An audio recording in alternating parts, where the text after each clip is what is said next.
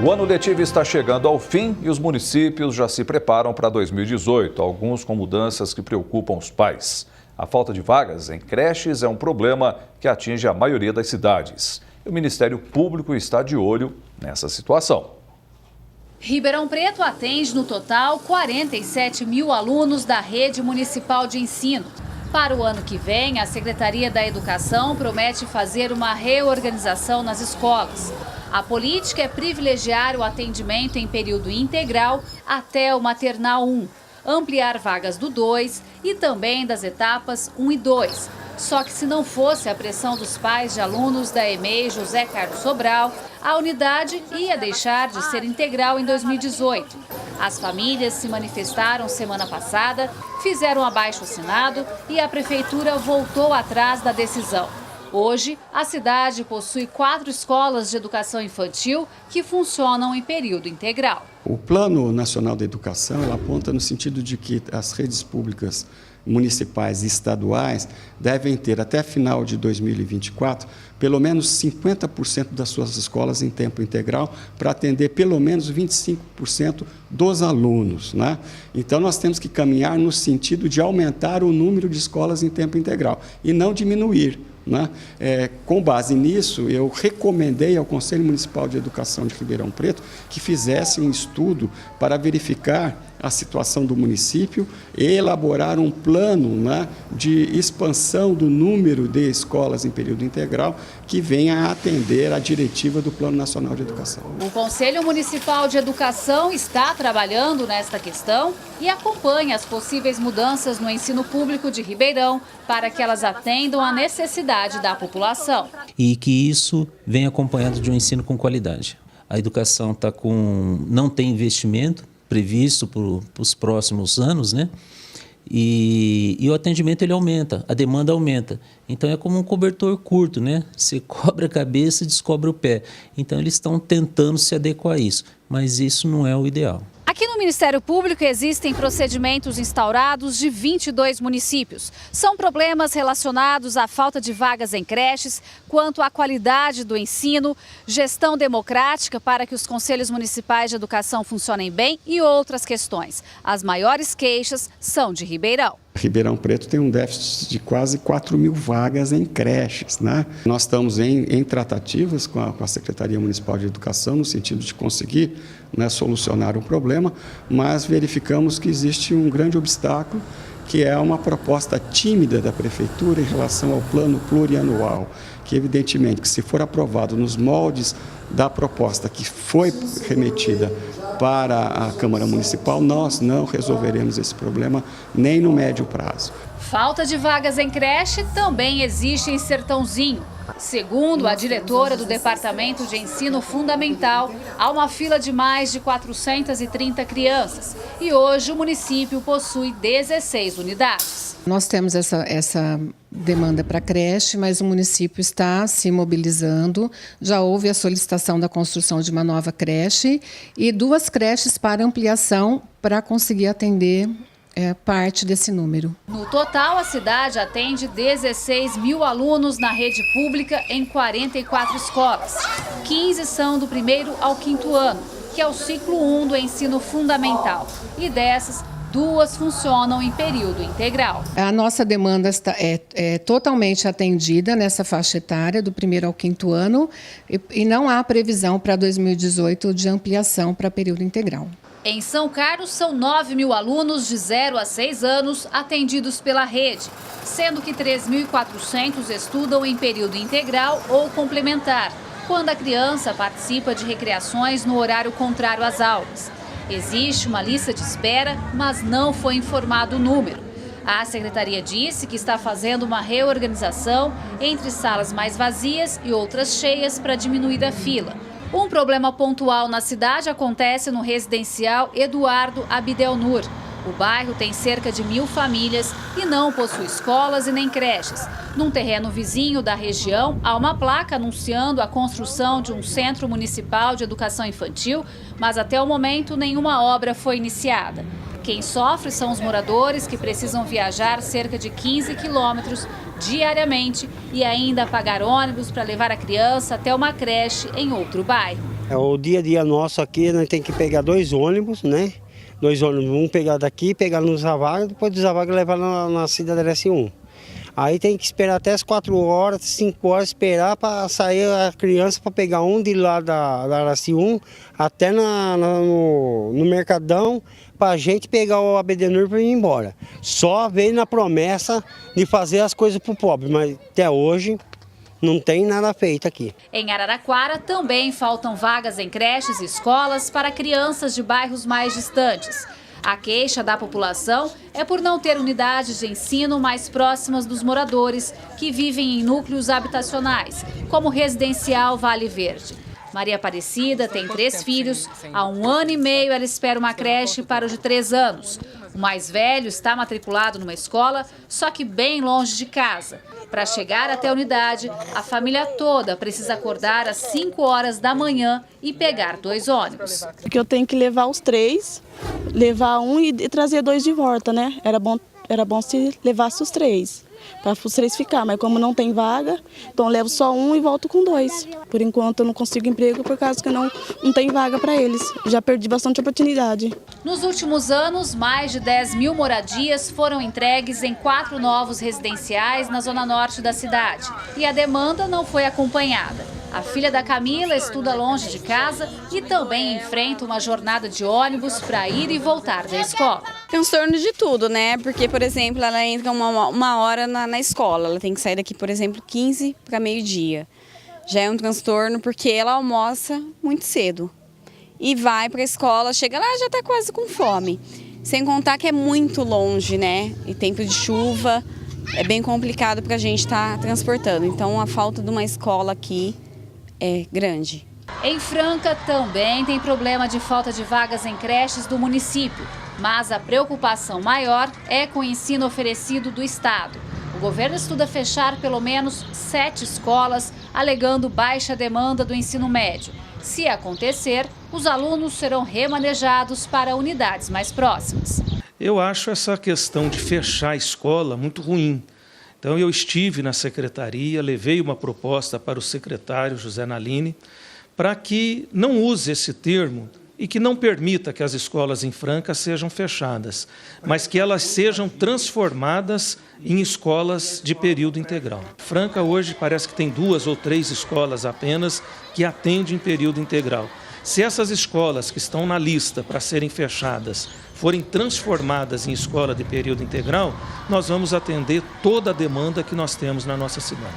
Nas ruas, a população já está preocupada com a possível mudança. Se o prédio está pronto e não tem demanda, tem que ser remanejado para atender a população. Se tem a outra demanda, eu acho que tem que ser remanejado. O prédio, o imóvel ficar fechado, não tem condições, né? Uma infraestrutura boa, tem que ser utilizado isso, né? Pode abandonar isso. Vai ser bem mais complicado.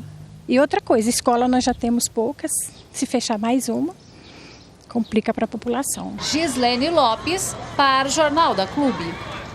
A Prefeitura de Araraquara informou que está fazendo o levantamento do número de vagas faltantes e que só a partir dessas informações definirá quais serão as medidas necessárias para resolver o problema. E garantiu que oferece passe escolar para as crianças que estudam em outros bairros.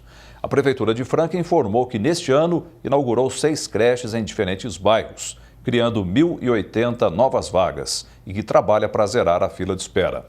Já a Secretaria da Educação de São Carlos informou que a fila de espera deve ser sanada durante o ano de 2018. Agregando valor às comunidades e integrando ao vivo a macro-região, formando opinião, em Ribeirão Preto, a secretária de Educação Sueli Vilela. Em São Carlos, a professora Renata Machado Soares Rodrigues.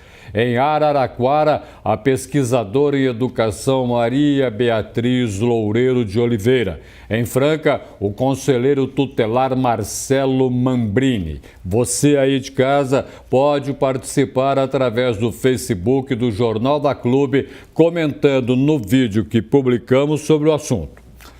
Professor, para a gente entender tudo aquilo que foi feito na matéria, mudar o que para o ano que vem? Porque me parece que tem tanta confusão. É muita confusão, mas é preciso mudar sim, para melhor. A creche precisa ser ampliada. Maomé já nos ensina no Alcorão Sagrado. Procure o conhecimento do berço ao túmulo. Em francês, berço é creche. Creche é uma palavra que vem diretamente para a língua portuguesa, nascida do útero do idioma francês. Então, do berço, da creche ao túmulo. Procurar conhecimento através da escola. Agora, a sociedade igual, ela nasce da escola igual. Então, um passo avante no ano que vem é procurar melhorar a qualidade do ensino, da educação, da escola, para se tentar, no possível, no futuro, igualizar-se a distribuição de renda. Porque se nós tivermos... A distribuição de renda é mais imperfeita no Brasil porque a escola é cada vez mais desigual. Se nós tivermos uma sociedade com ricos tendo as piores escolas e os pobres tendo as melhores escolas, dentro de 20 anos, os pobres serão os ricos e os ricos serão os pobres.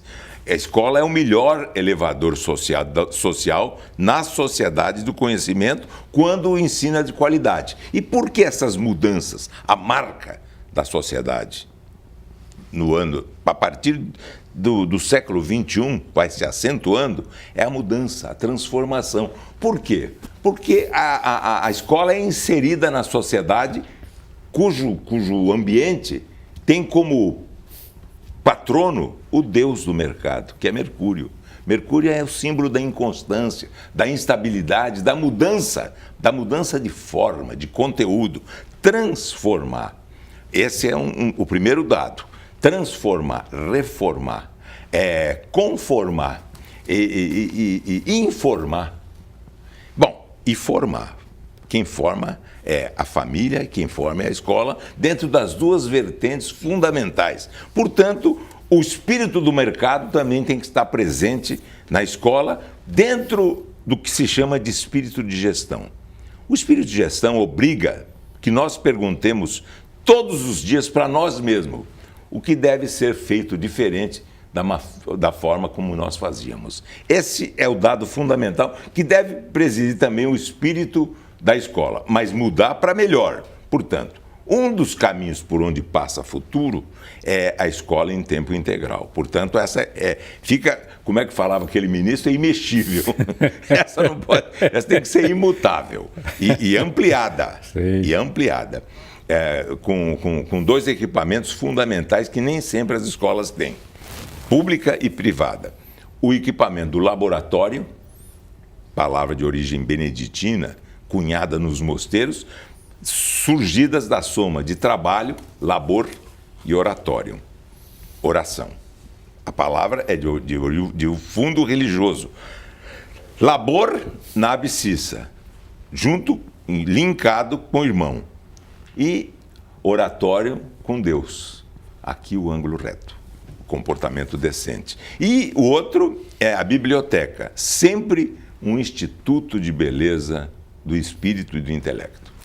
Eu vou agora até Ribeirão Preto conversar com a secretária da Educação, Sueli Vilela. Secretária, o Feto fez um lembrete aqui a respeito do período integral. Esta semana, os pais fizeram um protesto, fizeram a reivindicação e estão com medo do problema da escola de período integral. Essa manifestação, esse movimento está mudando o posicionamento da administração em Ribeirão Preto? Boa tarde, senhora. Boa tarde. O período integral, ele deve ser sempre a prioridade para um modelo de escola. No entanto, nós temos que avaliar a possibilidade do oferecimento desse tempo integral. O que nós estamos atualmente fazendo na rede é a otimização dos espaços das unidades escolares, visando atender melhor e o maior número de crianças. Como é de conhecimento da população, nós temos a pré-escola, ela é obrigatória, assim como o ensino fundamental que nós compartilhamos com o Estado. Para atender, o que acontece é que para atendermos toda a demanda da pré-escola, muitas vezes nós teremos que deixar de oferecer uma turma em tempo integral para atender a toda esta demanda que é obrigatória. Nenhuma criança pode ficar fora da escola na idade de pré-escola. Mas o que eu gostaria de ressaltar é que é um quebra-cabeça. E nesse quebra-cabeça nós temos hoje, temos em 2017, 764 turmas em tempo integral. E teremos em 2018 este mesmo número da oferta de tempo integral. Por aquilo que a senhora está falando, a conta não vai fechar no ano que vem. Olha, ao mesmo tempo em que nós trabalhamos esse atendimento obrigatório da pré-escola, o que nós estamos fazendo com relação ao ensino fundamental é compartilhar as nossas demandas com o Estado e fixando um valor de um número total de alunos de atendimento, que é o que nós temos hoje, no ensino fundamental de 22 mil alunos. Ao mesmo tempo, se nós atendermos toda a demanda de ensino fundamental que nós recebemos no município e teremos que atender toda a pré-escola, nós atenderemos menos crianças em creche. Eu queria destacar ainda que nós modificamos, nós deixamos de oferecer 7 turmas em tempo integral na pré-escola e, ao mesmo tempo, nós atendemos 7 turmas em tempo integral para as creches. Portanto, é necessário ficar claro, não estamos fechando turmas, não estamos fechando escolas, o que nós estamos fazendo é otimizando o espaço para melhor atender as nossas crianças e o maior número possível. Eu vou agora até São Carlos, professora Renata Machado Soares Rodrigues. Professora, todo final de ano é a mesma história, todo começo de ano virá a mesma ladainha e o município não sabe dizer claramente aos pais aquilo que pode acontecer com as crianças que precisam da creche, que precisam de uma escola de qualidade. Em São Carlos, qual que é a real situação? Boa tarde, senhora. Boa tarde a todos. Em São Carlos nós realmente estamos bem apreensivos, só que dessa vez não são só os pais, né? A reorganização proposta pela Prefeitura, ela está diminuindo também aqui as demandas de sala de complementar e está precarizando a nossa recreação, que é onde a gente tem um meio de tirar a criança da rua e colocá-la em período integral na escola. Os professores estão bem apreensivos, nós não sabemos o que vai ser da gente ano que vem, provavelmente não estaremos mais nas mesmas escolas, irão mexer com 184 professores efetivos, mais 107 professores que foram efetivados agora e deixaremos 100 professores, em torno de 100 professores ACTs, que terão que se realocar no mercado de trabalho o ano que vem. E isso nós vemos como uma grande precarização da nossa educação em São Carlos. Nós não vamos ter mais a qualidade de ensino e não vamos poder mais garantir aos pais que na hora que eles chegarem até a escola e o professor de sala ter faltado, nós não podemos mais garantir que esse aluno vai ficar na escola, que o pai não vai precisar mais levá-lo embora para sua casa. Muito obrigado. Eu vou até agora Araraquara, pesquisadora em educação Maria Beatriz Loureiro de Oliveira. A gente teve essa semana alguns números preocupantes. O jovem brasileiro não consegue ler e interpretar, o jovem brasileiro não consegue fazer conta. Enfim, o jovem brasileiro não sabe ler e escrever e muito menos pensar em termos de números. Que futuro nós vamos ter e quais são as preocupações na sua cidade? Boa tarde. Boa tarde, Roberto. É a tal história do cobertor curto que as professoras acabaram de dizer, né? A ausência efetiva de uma política pública consistente acaba desmantelando a escola pública. E é muito interessante porque a gente precisa de uma reforma educativa consistente. Essas soluções paliativas, elas não vão poder resgatar a ideia de que os nossos alunos possam ler e escrever com proficiência. Veja só que o nosso país está no PISA, que é a avaliação internacional, entre 61 países, está em 53º lugar, ou seja, 53. Está lá no finzinho, não é?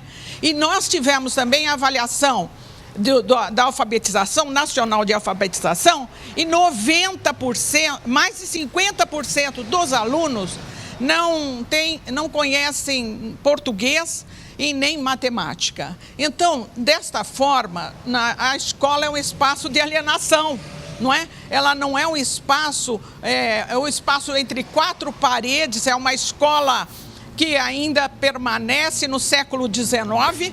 Eu costumo dizer que um médico do século XX que entra no consultório, entra lá no centro cirúrgico, agora no século XXI, ele não consegue fazer uma cirurgia. Um professor do século XIX entra na sala de aula hoje, ele vê a mesma sala.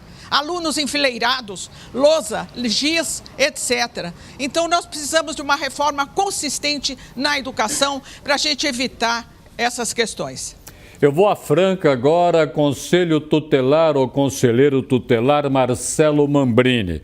Marcelo, se a gente não tiver uma escola consequente, vai complicar a atuação de vocês como conselheiros tutelares, porque essa escola que não dá consequência ao aluno, essa escola não ajuda ele a crescer, ele volta para onde não deveria ter ficado, deveria ter tido uma outra visão de mundo. O que traz de preocupação para o conselheiro tutelar o atual momento da educação, principalmente na sua cidade? Boa tarde. Boa tarde, Roberto Ribeiro. Boa tarde, Golfeto. Boa tarde, telespectadores da Clube.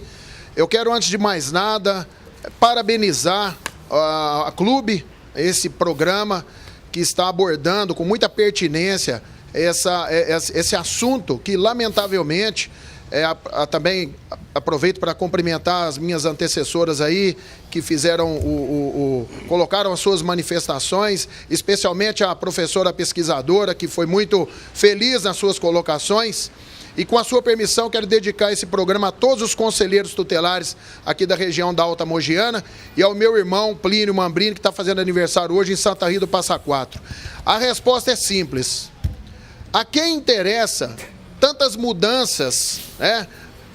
No sentido de praticamente colocar essas crianças, quando se diz vamos relocar, vamos fechar, vamos fazer uma mudança. A quem interessa essa mudança do ponto de vista de que a principal, ou as principais mudanças pelo que passa o ser humano, pelo que passa o indivíduo, homem ou mulher, passam pela mão dos nossos valorosos e insubstituíveis professores, mestres, ainda que seja entre quatro paredes, né, como muito bem disse essa nossa colega última aí. Então nós temos essa preocupação que é muito grande, à medida em que o tempo vai passando, que nós vamos percebendo que essas crianças, muitas vezes, crianças e mesmo adolescentes, muitas vezes deveriam estar nas escolas, estudando, fazendo pesquisas, participando de laboratórios, estão fora desse espaço. E os nossos estudiosos de plantão chegam à conclusão de que tem que fechar essa ou aquela escola para realocar alunos para esse ou aquela escola. E isso muitas vezes coloca o aluno a distâncias enormes, né, dessas novas escolas, vamos dizer assim. Então, realmente, para nós, conselheiros tutelares, é motivo de grande preocupação. Nós precisamos provocar o poder público, fazer com que o gestor público e toda a sua equipe de trabalho tenha a preocupação exata de que as consequências, como você bem disse, professor, podem ser extremamente negativas. Deixa eu voltar aqui a conversar com o Golfeto. A gente ouviu muita coisa a respeito de creche, de escola em período integral. Você fez uma observação também no início do nosso debate. Agora, repasso uma pergunta para você. Creche e escola em período integral representam dificuldades para o município? Não é só na grana, é na interpretação do que isso possa representar. Isso. Sabe que o ensino tem que ser não apenas, mas fundamentalmente centrado no professor. Só desperta paixão de aprender quem tem paixão de ensinar. O professor, mais do que todos os outros profissionais, o médico em segundo lugar, todos de uma certa forma, mas mais do que todos, em primeiro lugar, é um vocacionado. São 3 profissões que eu tenho a certeza absoluta que Deus olha de maneira singular. Primeiro, sacer sacra, quer dizer, aquele que cuida de coisas sagradas, o sacerdote, que expõe a palavra de Deus e que precisa conhecer e também, como exemplo, cumprir, tanto quanto possível. Segundo lugar, o professor. Cristo tinha discípulos. Os discípulos chegavam perto dele, mestre, quer dizer, professor. Mestre, professor. E é médico, porque ele cura as nossas moléstias doente do ser. Todos nós somos doentes aos olhos de Deus e quando pensamos que estamos sadios, nós temos que ter absoluta certeza que todo ser humano sadio não é nada mais, nada menos do que um doente mal diagnosticado. Então, essa profissão é sagrada. Outro dado interessante é que nós temos o verbo latino disco, quer dizer, aprendo. 2 aprendem. O discente, que é o aluno que segue a própria cabeça, Leonardo da Vinci, cuja biografia você agora me sugeriu no intervalo, inclusive para adquirir, um exemplar deve ser singular, e dizia o seguinte: infeliz do aluno que não superar o mestre. Superar o mestre porque o mundo é outro. As crianças que estão nascendo hoje, daqui 20, 25 anos, elas estarão aptas para entrar no mercado de trabalho. A realidade é completamente diferente, porque a marca dos dias de hoje é a mudança constante. Cada vez mais, o Deus do mercado faz as alterações e as profissões de hoje, segundo as perspectivas, estarão existindo dentro de 20, 25 anos, pelo menos em termos de metade. Então, esse é o primeiro dado. É o aluno que segue, que pensa com a própria cabeça. Mas tem o discípulo. O discípulo é aquele que pensa conforme o mestre. O Cristo dizia para os seus apóstolos: o discípulo nunca será maior que o mestre. Por isso que é o discípulo, o aluno, é o que segue o mestre. E por quê? Porque a realidade é tão inconstante que dentro do discente, o que nós temos que entender é que toda a área do conhecimento humano, em toda a área do conhecimento humano, as verdades são sempre transitórias. A verdade de hoje pode ser o equívoco de amanhã. Já a palavra de Deus é definitiva. E sendo definitiva, eu me lembro bem, passará o céu e a terra, mas as minhas palavras não passarão. Nós estamos em polos diferentes. O polo da religião, com verdades eternas, e o polo das verdades do conhecimento humano. Essas verdades do conhecimento humano são mutáveis e cada vez mais alteradas conforme a evolução da ciência, da arte e da filosofia. Volta a Ribeirão Preto. Secretária da Educação, Sueli Vilela. Secretária, a senhora teve uma atuação muito consequente na universidade. A senhora soube fazer política na universidade. Agora a senhora está tendo que fazer política no município e essa política tem que se voltar para o bem do cidadão. Há muita diferença entre uma coisa e a outra? Assim, porque a Universidade de São Paulo ela tem uma autonomia financeira, didática, administrativa, e isso permite ao gestor trabalhar os pontos essenciais, fazer mudanças, adequações. Já no município, isso não ocorre. E também as dimensões são diferentes. E eu diria que o município ele tem desafios maiores até que a própria Universidade de São Paulo. O desafio da educação é extremamente importante, a educação básica, porque como o próprio nome diz, é a base, é o alicerce para a formação das nossas crianças, tanto para a formação para o trabalho, quanto para a cidadania. Foi mencionado pelos meus antecessores os números, né? Eu diria que hoje o grande desafio da educação é a alfabetização. No Brasil, no ensino fundamental, cada 3 crianças, 1 é o analfabeto funcional. E esta é o grande desafio. Erradicarmos com o analfabetismo funcional. Se nós olharmos os índices do IDEB, o projetado para 2017, nós temos aí para os anos iniciais 6,2 e para os anos finais de 5,6, que eu diria que são índices principalmente para os anos finais, índices onde nós estamos preconizando o analfabetismo funcional. Boa até São Carlos, professora Renata. Professora Renata Machado Soares. Tem mais o Rodrigues também.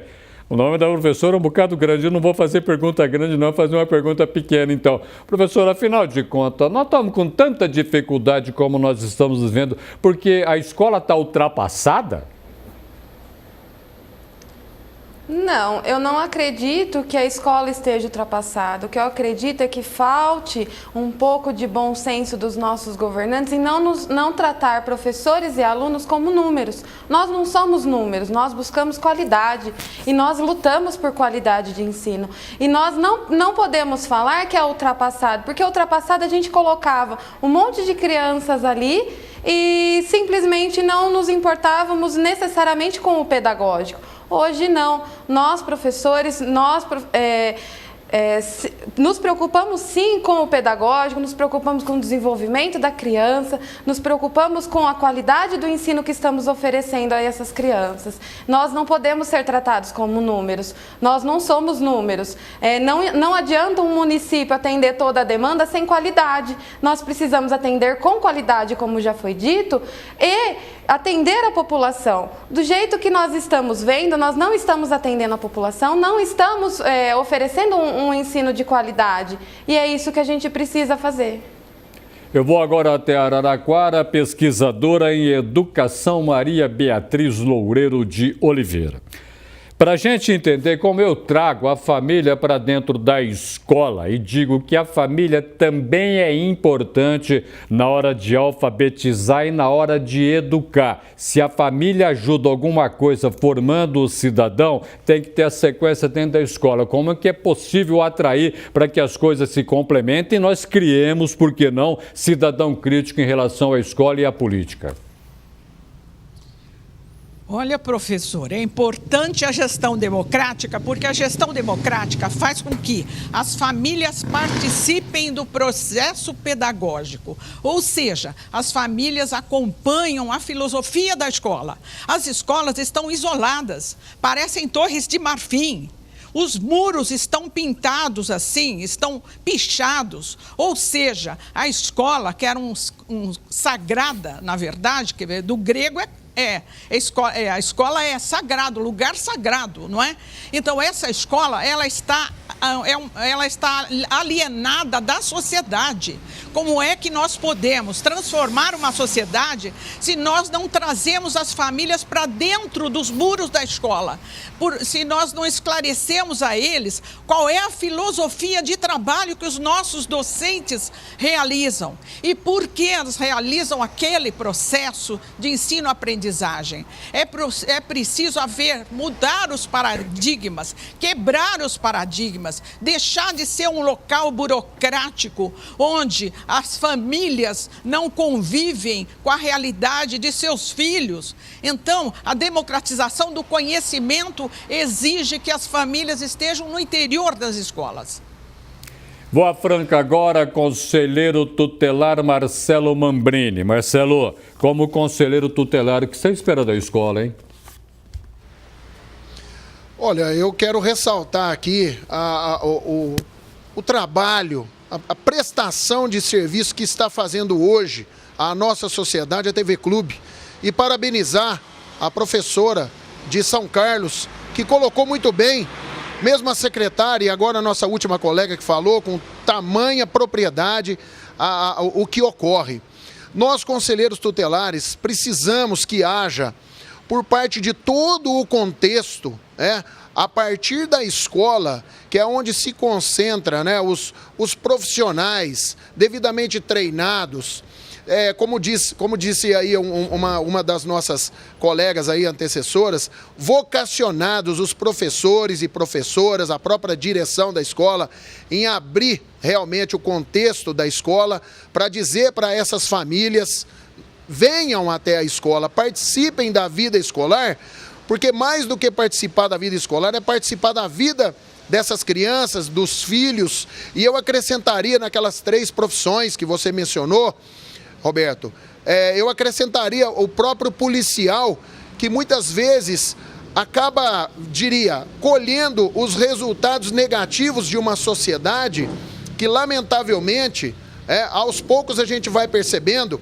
que deixa-se de investir em escolas, em educação, para construir presídios. Então nós precisamos, como disse a pesquisadora, provocar essa ruptura, essa quebra de paradigmas e verdadeiramente colocar escola, sociedade e políticas públicas juntas no mesmo local para discutir o futuro de todos nós. Integraram a macro-região na edição deste sábado do Jornal da Clube. Em Ribeirão Preto, a secretária da Educação, Sueli Vilela. Em São Carlos, a professora Renata Machado Soares Rodrigues. Em Araraquara, a pesquisadora em educação, Maria Beatriz Loureiro de Oliveira. Em Franca, o conselheiro tutelar Marcelo Mambrini e ao meu lado, Vicente Golfeto. Golfeto, para a gente encerrar a nossa conversa, eu falei, passei por cima até de alguns números que mostraram que a nossa educação está danada, está perdida. Perdemos o rumo na nossa educação? Mais ou menos, Roberto. Vou simplesmente com 3 itens. Primeiro, escolarizar não significa aprender. Esse é o primeiro. Matriculando, aumentando as matrículas. E a qualidade do ensino? Quem são os professores? Primeiro lugar. Segundo lugar, ideias diferentes não nascem de cabeças iguais. É preciso estimular o juízo crítico. Mas de que maneira? Criten, do grego, da crise. Mas, em segundo lugar, criten, da critério. E crítica. Para se fazer uma crítica, uma investigação, precisa ter critério, precisa ter juízo. E terceiro lugar, a melhor forma de competir com uma máquina. Robô é palavra do eslavo, quer dizer escravo. O robô trabalha sem salário. A melhor forma de competir com uma máquina é não ser uma máquina. É isso. Sensibilidade acima de tudo. Sem ela não se vai para lugar nenhum. Não se consegue entender escreve, nada. Não faz conta, não consegue interpretar. E quando você não quer ter sensibilidade, Roberto, esteses em gregos, sensibilidade, lembra que anesteses. Perfeito. Perdeu a sensibilidade, anestesia. Muitíssimo obrigado pela sua presença no Jornal da Clube. Muito obrigado, muito prazer falar com vocês todos. E, Roberto, até a vitória do Corinthians de amanhã. Até amanhã.